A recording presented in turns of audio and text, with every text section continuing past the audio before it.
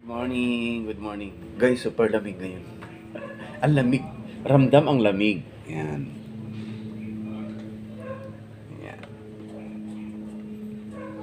Kaya magkape tayo. Kasi ramdam natin yung lamig ngayon. Super lamig talaga. With tasty bread. Sarap ng kape. Sarap ng kanyang aroma. Kape tayo guys, kape tayo. Yan mga sisi at Lods, halika at magkapehan tayo. Kape na kayo sa kanya-kanya yung bahay. Kape. Sarap. Sarap ng init ng kanyang amoy at amoy. Sarap ng kanyang aroma. Coffee. Coffee is my life every day. Wait, padrama-drama no. Very tasty bread.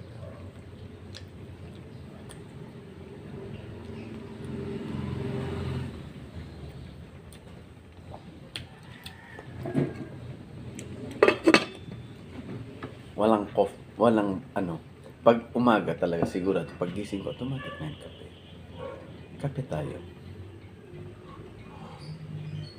Coffee mga sisi, mga Lods, coffee kayo. Wow.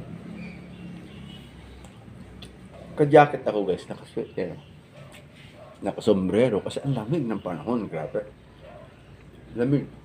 Grabe lamig.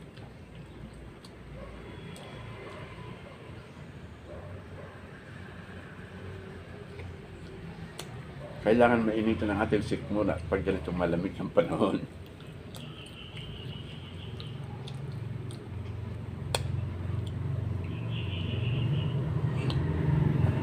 Sarap ng kape.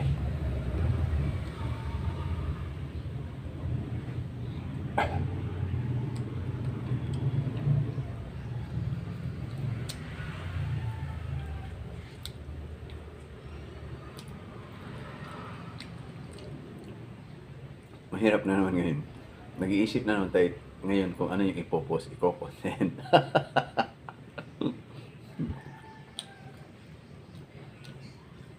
Tahimik na naman ang utak.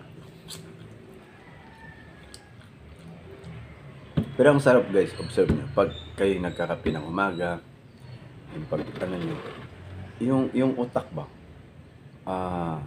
lumalawak, maayos yung pag-isip na kumbaga ma-arrange mo yung trabaho mo o kung may problema ka, magagawan mo ng paraan sa pag-iisip.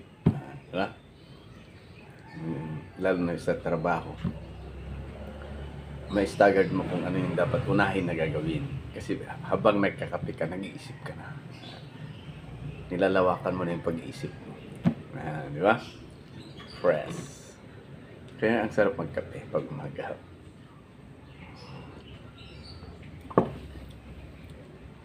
Yung mga ano naman dyan, yung mga ano mo usok? Malingasap. Yung tawag nito, yung mga problema sa girlfriend, boyfriend. Maisip mo rin na ano kaya, i-break ko na kaya or ayusin, ganun-ganun lang, di ba? Masarap talaga magkape. Enjoy. Enjoy magkape.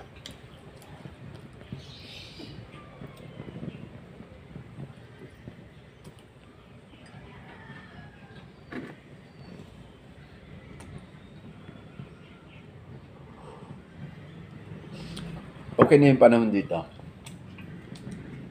Baliwalas na. Lumabas na si Haring Araw. Nagpapakita na si Haring Araw. Hindi kagaya nung kahapon. Kahapon. Maghapon yan na mula ng madaling araw, gising ko na madaling araw, mga alas 2 sa madaling araw. Maambon na hanggang hapon. Tuloy-tuloy yung ambon at ulan. Kaya kahapon hindi ako nakapag-jogging. Sana okay na ngayon para makapag-jogging ako. Coffee tayo. History muna tayo. Mag-istoryahan muna tayo. Sarap ng coffee.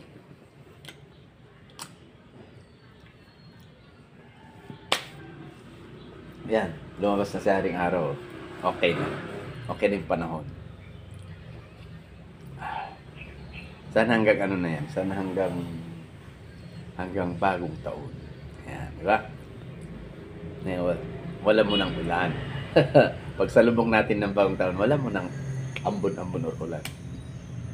Yun lang, malamig talaga ang panahon. Ay, nakasweater ako. Paggising ko kanina umaga, paglabas ko dito sa bahay. Paglabas ko, ikot ako dyan. Sa labas, sa bakuran. Ayun, ang lamig. Nilamig ako kaya pumasok agad ako. Nag-sweater, nag-sombrero, mag-pants pa nga sana ako. Kaso lang sabi ko, tamad ako mag-pants. Naghanap ng pants ko. Inisip ko naman yung paglalaba ko. Ang hirap maglaba kaya ng pants. Dito nga sa Maynila, sabi ko nga, sa mga kasama namin dito, sabi ko, huwag kayong bibili ng yung tela na ganito, yung telang ganito na, basta ganito na tela, wag. Sabi ko, bili kayo ng jersey na tela. Yung parang yung pantaw, yung pang basketball, yung pantaw na jersey ang tela niya. Yun ang maganda, sabi ko. Huwag kayo bibili ng cotton. Yung ganito ng cotton, wag, sabi ko. Yan, mahirap labahin, lalo na pagputi. Yung jersey ang kulin nyo, yung jersey na tela. Kasi pag lilaban mo yun, kahit ibabad mo lang yun, okay, natanggal na yung niya, yung dumi niya sa paglaba, di ba? Yan, thank you so much guys. Hanggang sa muli guys. Bye-bye. Maraming salamat. Magandang umaga sa ating lahat at happy Thursday sa ating lahat. Thank you so much guys. Hanggang sa muli. Bye-bye. Thank you so much. Yan. Enjoy at salubungin natin ang bagong taon. Maraming salamat guys.